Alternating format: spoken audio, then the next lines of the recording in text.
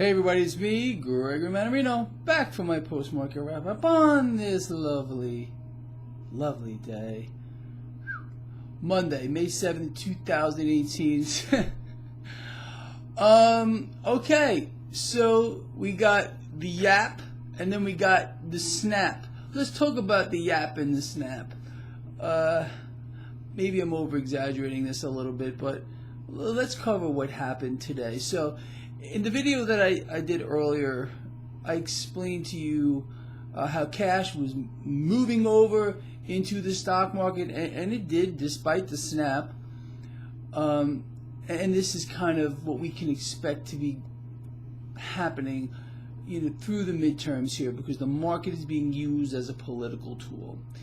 So prior to President Trump's yap about, well, he wants to address the nation tomorrow with regard to the Iran deal that we've been hearing about since like forever now. Prior to the yap, the Dow Jones Industrial Average was up over 200 points.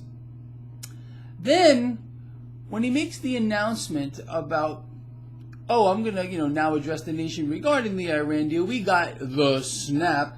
Stocks got cut in half.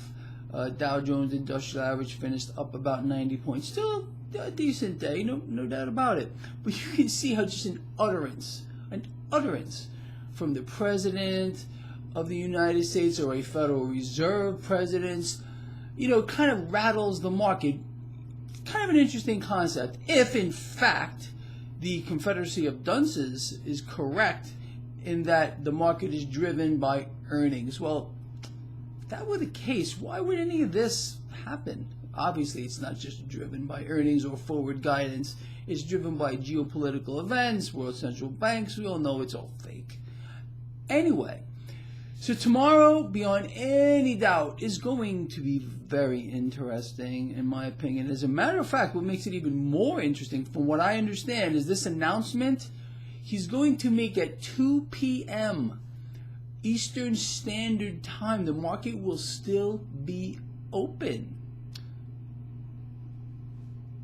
That's interesting. Usually they save these things for after the market. So, I don't know, maybe they'll put it off. I don't know. Maybe he's expecting the market to react in a positive way because that's his only goal. Prop up the stock market.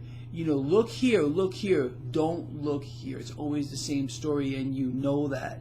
But there's no doubt that this is going to be interesting. And I'll tell you something else that is going to be really interesting, that bond market. I guarantee you that if there is some type of reaction, a negative reaction in the stock market, you are going to see an off the Richter scale buying spree with regard to bonds. They're going to squash those yields, and there's going to be nowhere else to go. You're going to see cash flowing into the stock market. This is the game that is being played. It's pretty wild. It is pretty wild. So, no doubt, I can't wait for tomorrow. I'm excited about it, and I can't wait to talk about it, and I will. There's no doubt about it. So let's reconvene right here tomorrow morning. We'll see how this market reacts to whatever might come out overnight, because they're going to float things out there. You know that. It's always the same story too. There's going to be a little leak from this network and a little leak from that one. And then we'll see how the futures react. And, speaking of futures, let me just say this real quick. Because we heard today from two very, very notable people. And they made very interesting comments. Let's talk about that real quick before I let you go.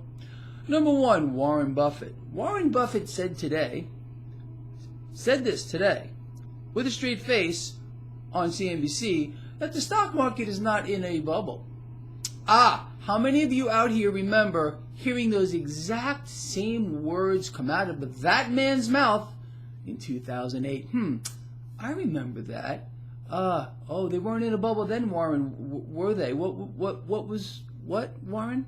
You want to tell us all here in your infinite wisdom? And then we heard from Bill Gates, the other one over there, and Mr. Gates said if he could If there were an easy way, he would be shorting Bitcoin right here. Well, Mr. Gates obviously has something wrong with him, because it could not possibly be easier to do that because of the futures exchanges that are open now. So Mr. Gates is a liar. We all know that. The man has an obscene amount of cash, and he can't go out there and buy a couple of futures contracts and bet against Bitcoin. Mr. Gates, you do that, my friend. You do that. And, there's a very, just go to the CME website. It's very simple. I'll tell you what, Mr. Gates, you really want to bet against Bitcoin? Why don't you give me a call or send me a message, and I'll walk you through step by step how you can do that. What do you say? Oh, and in fact, I will do it for free. See you tomorrow morning.